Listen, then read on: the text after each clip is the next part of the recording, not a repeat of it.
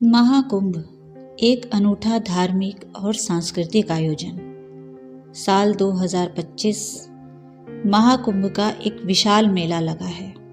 ये हिंदू धर्म का सबसे बड़ा और पवित्र मेला प्रयागराज में लगा हुआ है।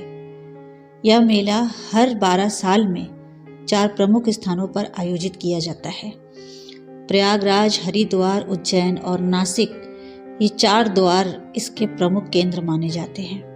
इन स्थानों का धार्मिक महत्व बहुत अधिक है क्योंकि यहाँ पवित्र नदियाँ गंगा, यमुना और सरस्वती मिलती हैं। महाकुंभ का आयोजन उन स्थानों पर होता है जहाँ इन नदियों का संगम होता है और यही कारण है कि इसे विशेष धार्मिक और आत्मिक महत्व दिया जाता है। महाकुंभ का आयोजन केवल एक मेला नहीं है, बल्कि यह एक ऐसा अवसर है जब लाखों श्रद्धालु अपने जीवन के पापों को धोने और आत्मिक शुद्धि प्राप्त करने के लिए यहाँ एकत्र होते हैं। ये विश्वास किया जाता है कि कुंभ मेला स्नान करने से व्यक्ति के सारे पाप समाप्त हो जाते हैं। लेकिन क्या ये सच में ऐसा होता है? इस पर भी विचार करेंगे। और ऐसा भी माना जाता है कि उसे मोक्ष की प्राप्ति हो जाती है स्नान के बाद। श्रद्धालु यज्ञों के पवित्र जल में डुबकी लगाकर अपने पापों को धोते हैं। मान्यता है कि इस अवसर पर किया गया स्नान विशेष रूप से प्रभावशाली होता है।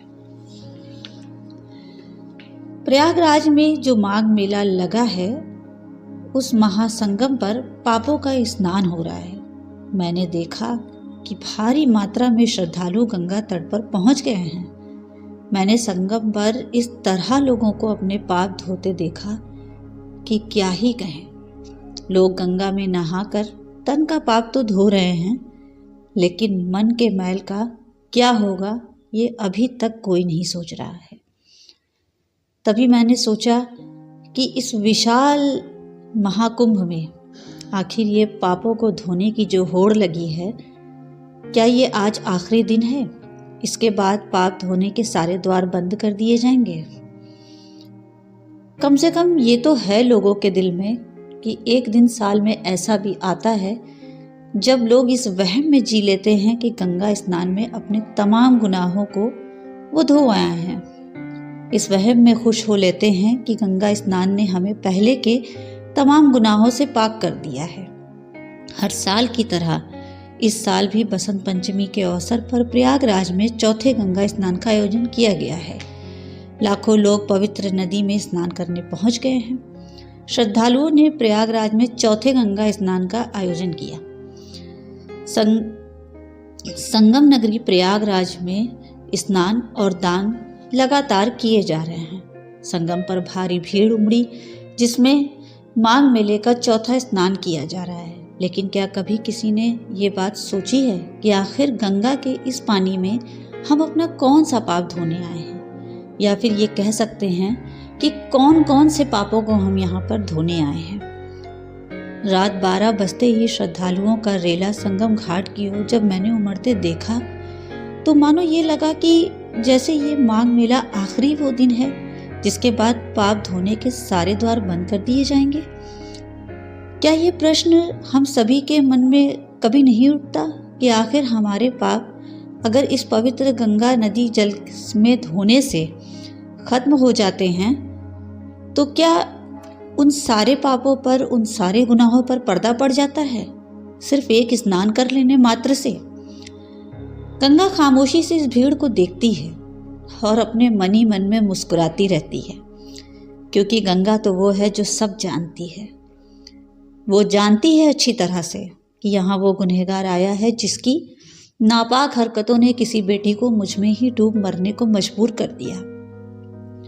यहाँ वो भी गुनाहगार आया है जिसने सड़कों पर अपने माँ बाप को मरने के लिए छोड़ दिया, जिनकी शर्मिंदगी के आंसू मुझ में ही समा गए हैं। गंगा तो ये भी जानती है कि यहाँ वो गुनहगार भी आया है जिसने दूसरों का, गरीबों का हक मार लिया, उनके साथ बेरहमी का सलूक किया है।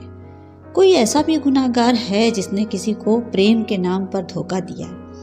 कोई ऐसा भी गुनाहगार यहाँ आया है जिसने अपनी हवस का शिकार किसी मासूम को बनाया है। कुछ ऐसे भी लोग आए हैं जिन्होंने दूसरों की बेटियों को दहेज के नाम पर मार के इसी गंगा तट पर जला दिया। ये वो लोग हैं जो सभी मिलकर आए हैं, जो हमेशा कभी ना कभी देखा जाता है कि मुझ में गंदगी करते हैं, मुझ में कूड़ा कचरा फेंकते हैं, लाशें बहाते हैं, जानवरों को फेंक देते हैं और अंत में खुद के पाप धोने मुझ में ही आ जाते हैं। फिर भी इतने दुखों का सैलाब दिल में समेटे चुपचाप बहती जा रही है गंगा, क्योंकि वो तो सब जानती है। चाहे तो पल भर में सबको खुद में ही डुबा दे, एक बार में पापों का नाश हो जाए, लेकिन वो ऐसा नहीं करती, क्योंकि गंगा का हृदय बहुत विशाल है।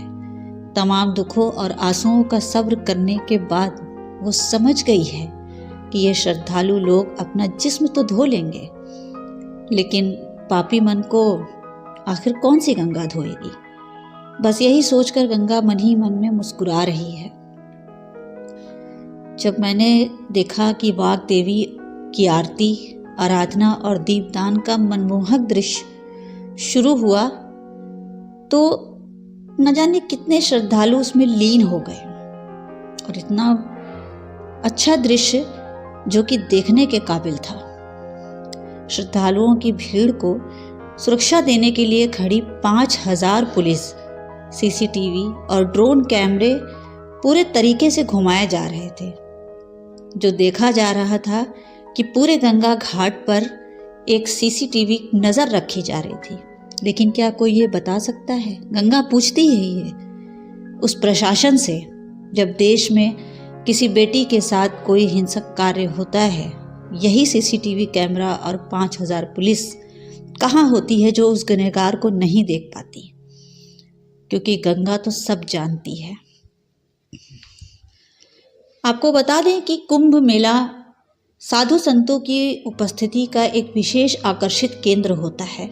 विभिन्न अखाड़े अपने अपने धर्म और परंपरा के अनुसार विशिष्ट आयोजन करते हैं। इस दौरान उनके द्वारा किए गए अनुष्ठान और ध्यान साधना से वातावरण में एक गहरी शांति और ध्यान की अवस्था होती है। श्रद्धालु यहाँ साधु संतों से उपदेश लेकर अपने जीवन को सही दिशा देने की प्रेरणा पाते हैं। लेकिन क्या सच में ऐसा होता है? जो उपदेश हमें गंगा घाट पर स्नान के समय दिए जाते हैं, हम उनको अपने जीवन में उतार पाते हैं? सामाजिक जीवन जीते टाइम हम सारे उपदेशों को कहाँ भूल जाते हैं? फिर तो हम बातों को इस तरह भूल जाते हैं कि किसी के हक में एक शब्द भी, एक आवाज भी नहीं उठा पाते। बात करें महाकुंभ की, तो महाकुंभ का महत्व केवल धार्मिक और आध्यात्मिक हो ही नहीं सकता, बल्कि सांस्कृतिक और सामाजिक दृष्टिकोण से अगर इसको देखा जाए तब ये बहुत महत्वपूर्ण है। यहाँ दुनिया भर से लोग एकत्र होते हैं और यहाँ भारतीय एकता और विविधता का प्रतीक बनता दिखाई देता है।